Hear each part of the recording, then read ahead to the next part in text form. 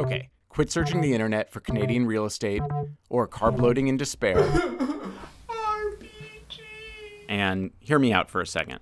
Maybe we're thinking about this all wrong. Maybe, instead of freaking ourselves out about Trump, the Supreme Court, the imploding economy, the wildfires, the worsening pandemic, or the escalating civil unrest, maybe we should be psyching ourselves up for what would happen if Biden actually won.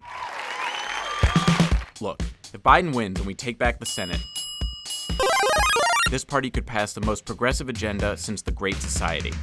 I'm talking in the first 100 days, a new Voting Rights Act, a new Civil Rights Act. We rejoin the Paris Accords. We add a public option to Obamacare. We save the DACA kids and stop the deportations. How about universal background checks? How about an assault weapons ban? How about making public colleges tuition free? How about a plan to actually contain the coronavirus?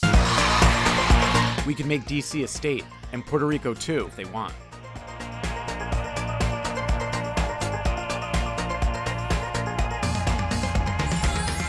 Now, I'm sure you're planning to vote, but what I'm asking you to do is ask 5 people to vote with you. We could call it something silly like the 5-vote challenge, or the I dare you to vote challenge. No? Okay. Or how about hashtag vote you motherfuckers unless you want the world to look like this.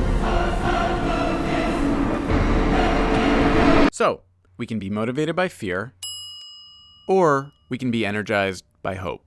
Because remember, things can be really good really soon. The sun'll come out tomorrow.